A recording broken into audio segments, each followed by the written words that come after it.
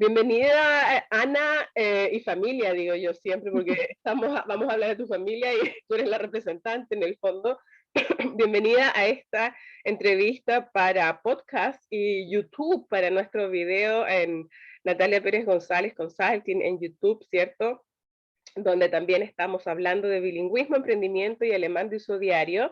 Y en este caso, para el podcast que se llama Consultoría en Alemania, ¿cierto? Lo encuentran en Spotify y en las plataformas conocidas.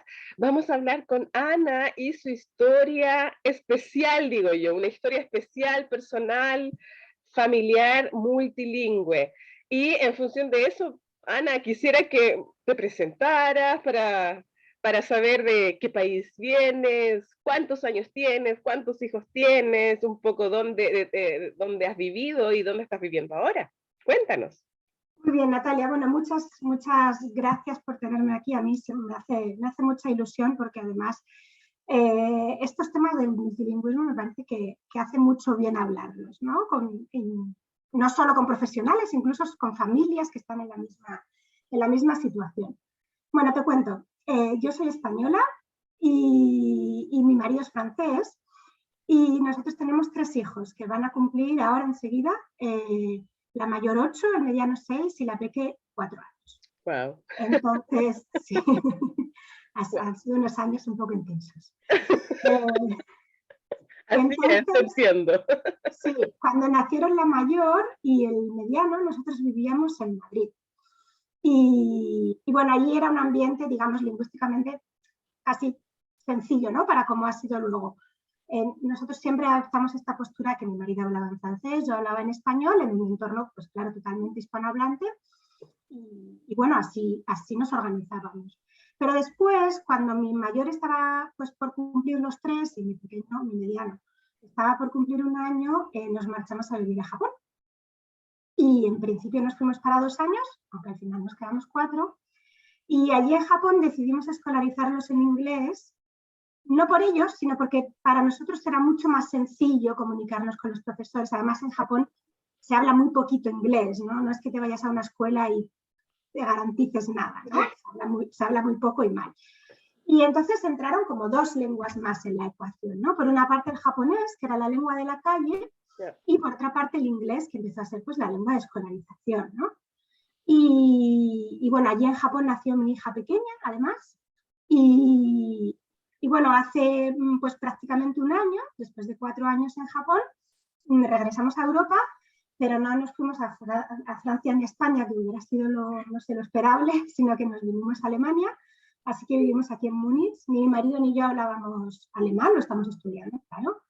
Y bueno, aquí también, por este tema un poco de facilitar la transición para los niños, decidimos escolarizarlos en centros bilingües, ¿no?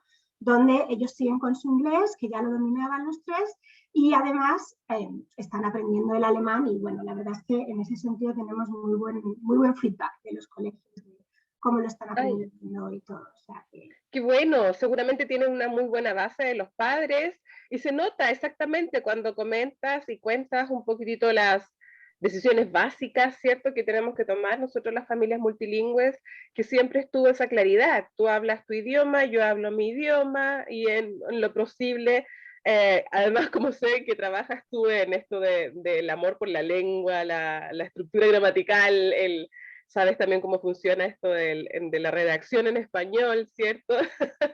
Es tu trabajo. ¿Nos tienes que contar brevemente a qué te dedicas? Sí. Mira, yo he sido profesora muchos años, he dado soy filóloga de formación, ¿no? Entonces es verdad que yo ya de base tengo como unos buenos cimientos. Colega. Esto, ¿no? Exacto. Y además he dado clase de idiomas muchos años. Di clase de español cuando estaba en Francia, di clase de francés en España y también he dado, bueno, secundaria, muchos lugares, pero ahora mismo lo que estoy haciendo es que me dedico a la redacción digital para emprendimientos educativos, ¿no? ¿Y eso qué significa? Educativos, no sé si se escucha bien. Educativos, sí. Educativos. Esto es, solo para emprendimientos educativos, porque la verdad es en lo que yo ya estaba especializada, ¿no? Y entonces, bueno, básicamente lo que hago es que cuando una persona tiene un emprendimiento que toca el ámbito educativo, y necesita ayuda pues para escribir su blog, los guiones de su podcast, su página web, también hago copywriting, su cuenta de Instagram, todo eso, yo puedo hacer todo ese tipo de trabajos, ¿no? Y aligerar Claro. un poco pues la carga de trabajo que tenemos. Qué bueno que contemos tu historia también, Ana, porque efectivamente en estos 11 años ya que me estoy dedicando al tema me he dedicado al tema del multilingüismo, a la educación de 2 o más lenguas desde casa, he conocido más de 200 familias en workshops y en charlas en alemán, en español, más que nada online, en español. Yo en alemán empecé a trabajar aquí en München específicamente, con mis charlas masivas y el crash course taller infantil de bilingüismo que ofrecí cuando mis chiquititos, bueno, cuando estaba amamantando yo a Melina a los 2 años, al año y tanto, a casi los 2 años, he podido conocer muchísimos casos y por eso en estos momentos ya para mí es una ecuación, como tú dices, ya una fórmula matemática que tenemos que ir viendo si funciona o no funciona, si es lógica o no es lógica, a dónde nos lleva esta ecuación, ¿cierto? Um, y aquí yo me puedo dar cuenta que especialmente con tu caso, donde confluyen muchísimos idiomas, ¿cierto? Tenemos el español, tenemos el francés, luego, por a veces motivo, ¿cierto? Llega el inglés principalmente en Japón, ¿ya? Y inevitablemente llega el japonés, ¿ya? Aunque no se eduque dentro de la casa. Entonces, ahí ya tienen muchísimas lenguas que entran en la ecuación, como tú dices, y luego se les ocurre volver a Europa, pero no a Francia ni tampoco a España, sino que a Alemania, ¿ya? Entonces ahí es donde exactamente esa constelación de idiomas es el problema que tiene la mayoría de la gente en el mundo, no solamente la comunidad hispana, ¿ya? Entonces aquí es donde yo siempre empiezo a aclarar y a especificar un poquitito. Tenemos el caso de Ana, que tiene una formación lingüística, ¿ya? Y tiene una educación de la lengua y no necesariamente es lingüista, pero sí se ha dedicado a estudiar el español, ¿ya? Y es por eso filóloga, ¿cierto? Claro, también tienes cursos de lingüística en tu estudio, pero digamos, te has dedicado a entender la lengua y cómo funciona. Y eso lo veo en ti, obviamente en tu forma de escribir, que se nota ahí la diferencia, ¿ya? Entonces, aquí no es que, ¿por qué lo comento? Porque he entrevistado a muchísimas familias ya y he tenido también, lamentablemente, que decir algunas familias que por suerte, ya, que por suerte han tenido un buen avance, digamos, en el multilingüismo, pero no es el caso de todas las familias, ¿ya? Lamentablemente tenemos en Alemania, por ejemplo, todos los que vivimos acá, bueno, en Francia también existe algo parecido, tenemos muchísimos hijos de inmigrantes que no acceden a buenos niveles de lengua, de dominio de lengua, y en toda escuela del mundo, en toda escuela se miden los conocimientos de la competencia lingüística. Y lamentablemente ahí es mi trabajo donde insiste en decirle a la gente, por favor, tengan un lineamiento para que los niños también puedan tener buenos resultados en la escuela.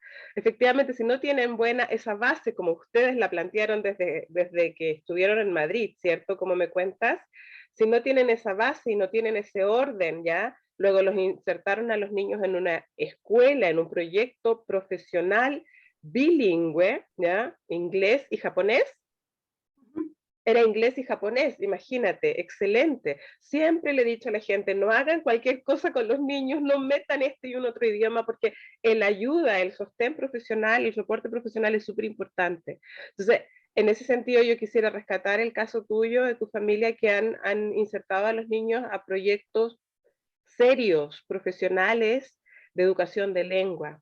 Y eso es lo que nos falta a nosotros en el mundo, no solamente a la comunidad hispana, sino que también a los polacos que se casan con cubanos o con cubanas y están viviendo en Inglaterra o en Estados Unidos o en Francia, ya ahí tienen un montón de desorientación.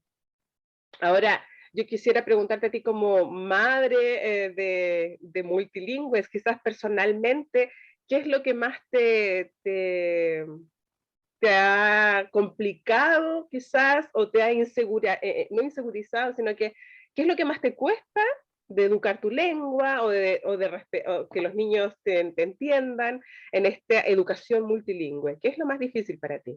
Mira, yo la verdad es que en casa soy, en general, soy la que lo tiene más fácil, porque mis hijos, si tú les preguntas, ellos son españoles ante todo. Han tomado esa decisión porque tampoco es que se la hayamos inculcado de ninguna manera. No te puedo creer, qué bien.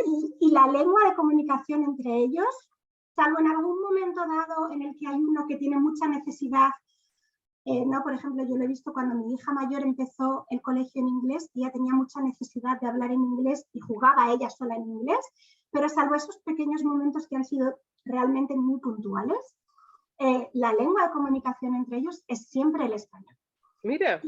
Sí, y en ese sentido, para mí, quizá ha sido para quien ha sido más fácil.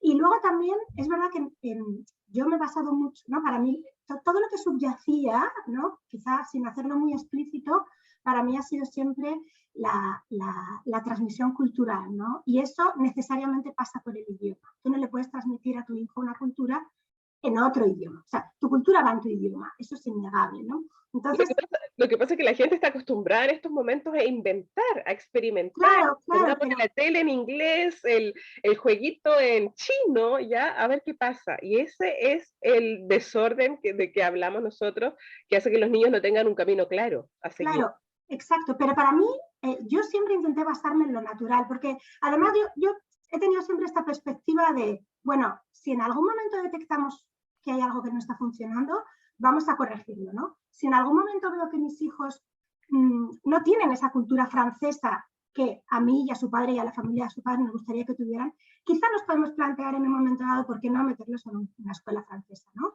Pero de momento vamos a lo natural, y lo natural es que su padre les hable en su idioma. Es que además, cuando tú coges un bebé en brazos, es lo que te sale. O sea, yo he tenido en brazos a bebés que eran hijos de amigas que no hablaban español y yo les he hablado en español, ¿no?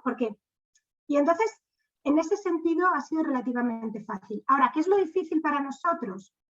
Lo difícil es a veces corregir algunas, no corregir, pero bueno, algunas cosas que quizá ellos van a decir espontáneamente en el idioma de la escuela, ¿no?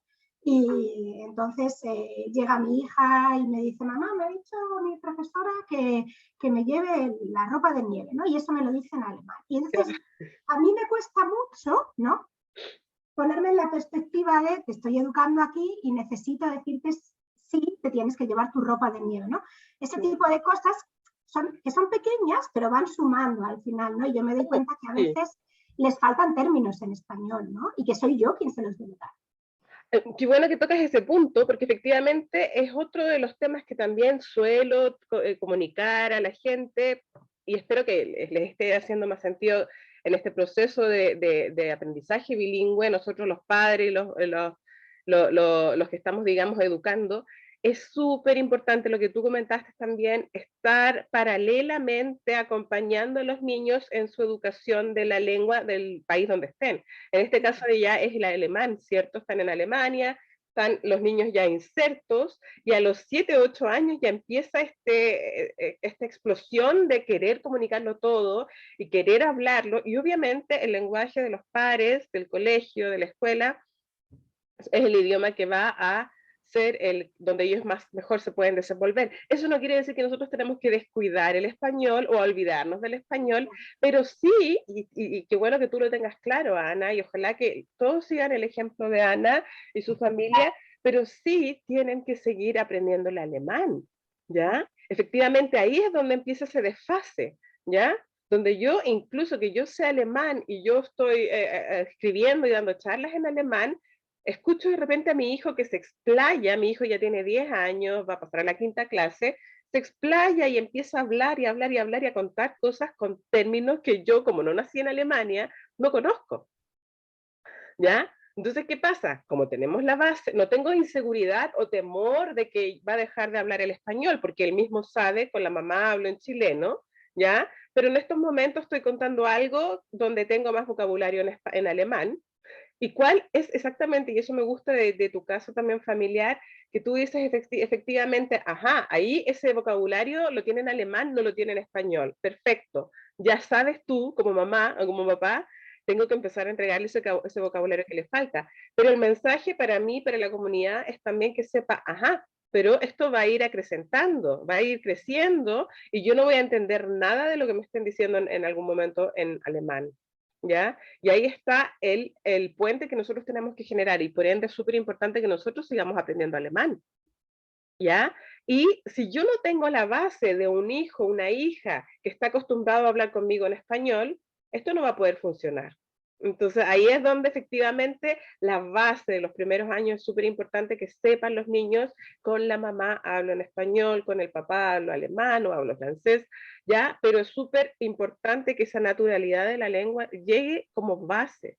Y lo otro que quería decir antes que se vaya esta entrevista, el tiempo también, es que efectivamente con esa base natural de entrega de idioma, los niños aprenden rápidamente, sin problemas, a leer y a escribir, incluso en los 2 o 3 idiomas. No Sí, sé si lo has visto tú ya por la edad de tus hijos. sí, me alegra mucho que hables de esto porque nosotros hemos visto esto en mi hija mayor, mi hijo pequeño que va a cumplir 6 años ahora, el mediano vaya, él está aprendiendo a leer en español, además de forma muy espontánea, él un poco va juntando letras y no sé qué, y es un poco diferente, pero mi hija mayor que aprendió a leer en inglés en la escuela y a partir del inglés rápidamente aprendió a leer en español y yo siempre pensé que en un momento dado, cuando tuviera 8, quizá 9 años, le pondría a un profesor para aprender a leer en francés y no me complicaría más. Claro. ¿Y cuál fue mi sorpresa? Cuando este verano ella sí leía cositas pequeñas en francés, pero muy poco. Además, la lectura en francés ya sabes que es muy difícil. Yeah. Y de repente este verano estábamos preparando las maletas para irnos a Francia y le digo, oye, llévate algún libro que tú puedas leer sola cuando te acuestes, que no necesites que te lo leas, ¿no? Y me enseña un libro, ¿no? Y le digo, bueno, pero ese te lo podemos leer nosotros, pero llévate uno que tú sepas leer, en francés o en español, me da igual, ¿no? Pero que tú lo puedas leer, ¿no? Y me dice, mamá, yo este libro no sé leer, ¿no? Y abrió el libro y se puso a leerlo. Y yo me quedé muy sorprendida porque en ningún momento le había visto evolucionar dentro de su lectura en francés hasta llegar al nivel que es el mismo nivel al final que ella tiene de lectura en francés que cualquier niño de su edad que esté escolarizado en francés, ¿no? Total, Y total. para mí Qué fue, bueno. y además cómo te sientes, ¿no? Incluso como a mí como educadora, ¿no? Que soy también, ¿en qué lugar te pones, ¿no? Como es verdad que cuando les dejas un poco avanzar y lo mismo nos pasó con la ortografía, por ejemplo. Ella al principio de su recorrido de escribir y leer, de escribir, ¿no? En inglés, en su escuela no corregían la ortografía, ¿no? Querían que ellos generaran espontáneamente, que tuvieran mucha confianza para escribir y a partir de un momento dado ya sí, empezaba a haber una reflexión ortográfica. Y ella en español escribía igual, ni Bs, ni Vs, ni Hs, nada, ¿no? Y de pronto, cuando empezaron a sistematizar un poquito en la escuela todas estas cosas de ortografía, ella me empezó a preguntar, mamá, ¿esto se escribe con C o con Q?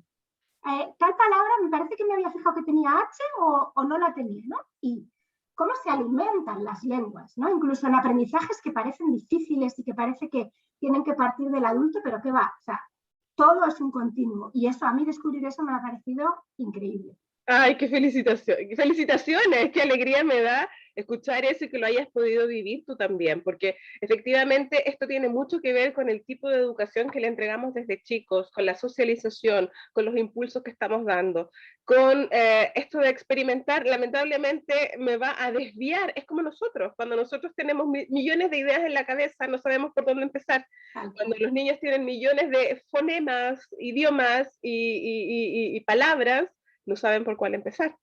Y el idioma toma tiempo, necesita tiempo para llegar a un nivel de significado, ¿cierto? De gramática, ¿cierto? De orden gramatical, ¿ya? Tenemos que darle tiempo a los niños para que empiecen a descubrirnos también en el idioma. Y eso se hace efectivamente cuando nosotros tenemos creamos un cierto hábito, ¿ya? Y eso me imagino que tú también tienes, así que te felicito. Cuéntame ahora, quizás lo más difícil, ya me contaste, ¿cierto? Darte cuenta efectivamente cómo esto va avanzando. Hay gente que piensa que ya a los 5 años están listos, ya se acabó, ahora, claro, entran a la escuela y se olvidaron de tu idioma. Y la lengua, tú sabes que es cierto, tiene que actualizarse, tiene que ir creciendo, hay que ir enriqueciéndola. Ahora, ¿qué mensaje le podrías dar tú a las familias multilingües hispanas que te están escuchando y te están viendo? Bueno, a mí hay un mensaje que me gusta mucho transmitir en educación en general, que es el de la sencillez y el de la confianza, ¿no? Y el de ser capaz de, bueno, dar un paso atrás, mirar, ¿no? Considerar toda la situación, mirar a los niños, sobre todo, que a veces parece que estamos ahí a lo loco y que no les miramos, sino que vamos metiéndoles cosas en la cabeza un poco según nos parece que debe ser qué tal, y permitirles ese espacio para crecer y para ser, y a partir de ahí, por supuesto, darles, ¿no? O sea, yo con el tema de la lectura en francés, por ejemplo, yo en un momento dado compré unos libros en francés muy sencillos y los dejé a mano, ¿no? O sea, pero yo nunca le dije a mi hija, ponte a leer en francés, ¿no? Entonces, ¿por qué lo hice? Exacto, escolarizar, no escolarizaste. Hay No, gente... no, no, no. Y además yo tenía muy claro que si en algún momento lo necesitaba lo iba a hacer, pero que no iba a ser yo, iba a ser un profesor que viniera o que la mandáramos, bueno, tenía clara la fórmula, pero no, porque yo creo que desde la familia lo que hay que hacer con los idiomas más que nada es el vínculo emocional, que ellos sientan esa necesidad de hablarlo, pero porque es un idioma significativo, ¿no? Porque es lo que les vincula a sus abuelos, a sus primos, a su padre, a su madre, a quien sea, y no tanto esa imposición de, bueno, tienes que hablarlo porque me parece a mí, no sé qué. Entonces, en ese sentido, yo siempre he tenido mucha confianza porque yo lo que siempre he alimentado en casa ha sido eso, el vínculo, ¿no? El vínculo con el idioma que se hace a través, por supuesto, de las personas que hablan el idioma. Qué bien, Ana. Así que, entonces, mientras más sencillo sería el mensaje. Yo creo que sí, yo creo que es que en educación menos es más siempre, no hay ninguna excepción. Qué bueno, muchísimas gracias por tu ejemplo de familia multilingüe que ahora siguen con el alemán, o sea, hablan español, francés, inglés, alemán, y bueno, seguramente algo de japonés también quedó en esa época. Algo queda, algo queda. Así que les recomiendo de todas formas visitar en el Instagram, ¿cierto? De Escribo como Educo, o Educo Así como es, sí. Escribo como Educo, exactamente, nuestra Ana aquí de España, con una historia multilingüe maravillosa. Espero que todos se hayan motivado. Aquí les hemos dado bastantes tips a todas las familias multilingües. Compartan este video en YouTube, dejen comentarios abajo del video. Vamos a dejar también nuestros enlaces, ¿cierto? Donde nos puedan ubicar. Y de todas formas, por mi cuenta, suscríbanse en el newsletter, porque estoy preparando clases gratuitas de bilingüismo para todas las familias que estén suscritas al newsletter Bilingüismo y Educación. Y el podcast Consultoría en Alemania, también tienen que suscribirse de tal manera que puedan acceder a estas clases gratuitas. Un gusto, Ana, te deseo muchísimo éxito y hasta la próxima. Muchas gracias, Natalia, y a toda la gente que lo escuche. Gracias. Nos vemos. Chao. Chao.